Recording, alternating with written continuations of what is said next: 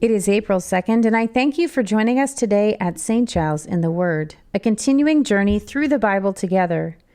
We will read John 18 and Hosea 13 together today from the New International Version. We begin today in the Gospel of John. When he had finished praying, Jesus left with his disciples and crossed the Kidron Valley. On the other side there was a garden, and he and his disciples went into it. Now Judas, who betrayed him, knew the place, because Jesus had often met there with his disciples. So Judas came to the garden, guiding a detachment of soldiers and some officials from the chief priests and the Pharisees. They were carrying torches, lanterns, and weapons. Jesus, knowing all that was going to happen to him, went out and asked them, "Who is it you want?" "Jesus of Nazareth," they replied.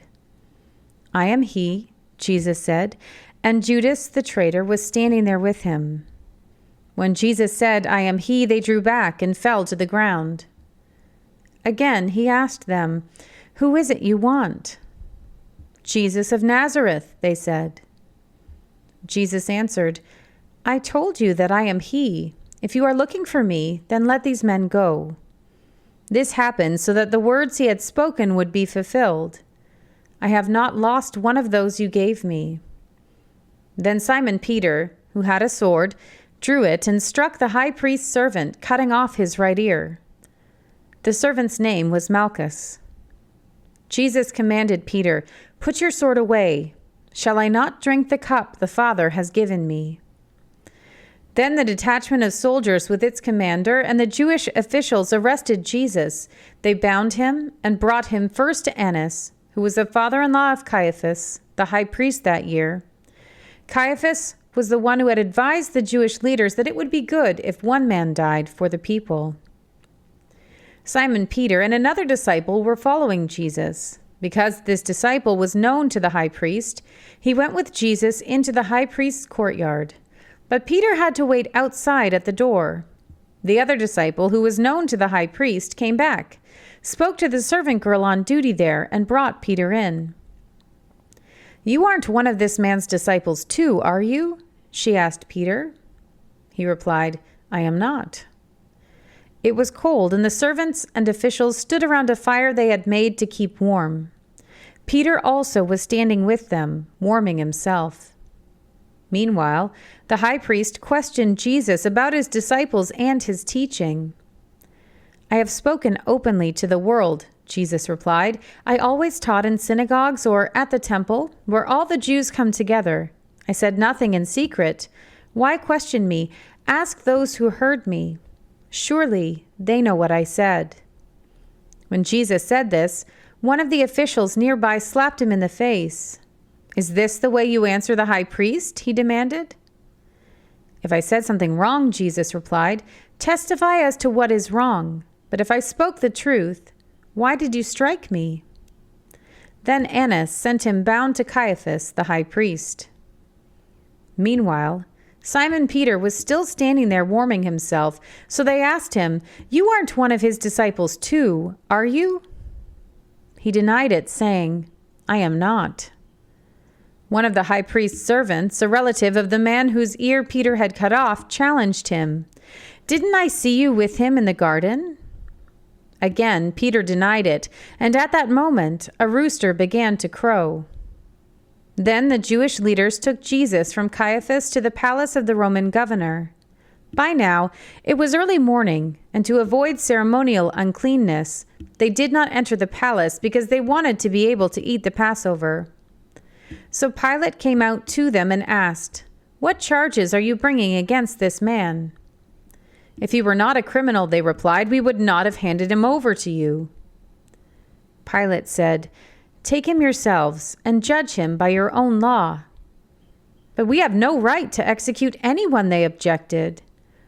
This took place to fulfill what Jesus had said about the kind of death he was going to die.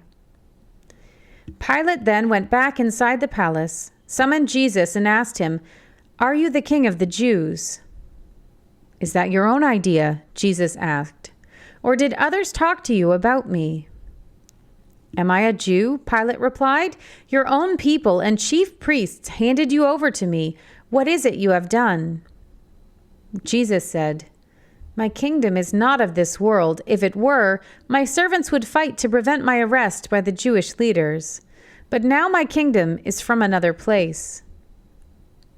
"You are a king then," said Pilate. Jesus answered, "You say that I am a king.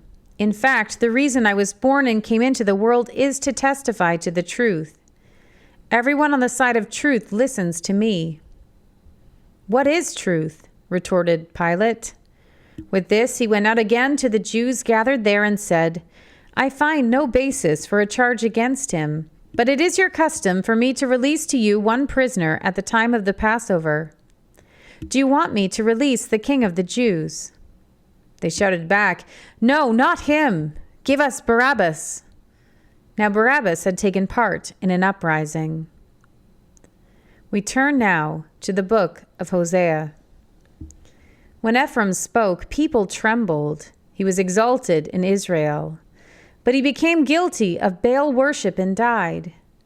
Now they sin more and more.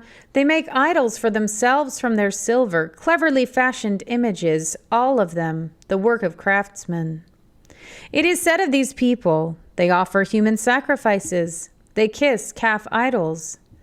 Therefore they will be like the morning mist, like the early dew that disappears, like chaff swirling from a threshing floor, like smoke escaping through a window.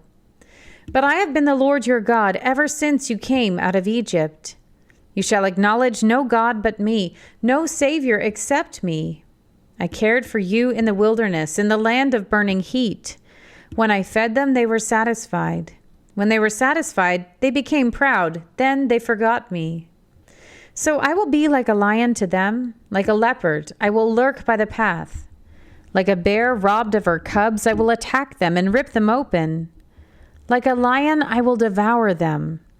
A wild animal will tear them apart. You are destroyed, Israel, because you are against me, against your helper. Where is your king that he may save you? Where are your rulers in all your towns, of whom you said, "Give me a king and princes"? So in my anger I gave you a king, and in my wrath I took him away. The guilt of Ephraim is stored up. His sins are kept on record. Pains as of a woman in childbirth come to him, but he is a child without wisdom when the time arrives. He doesn't have the sense to come out of the womb.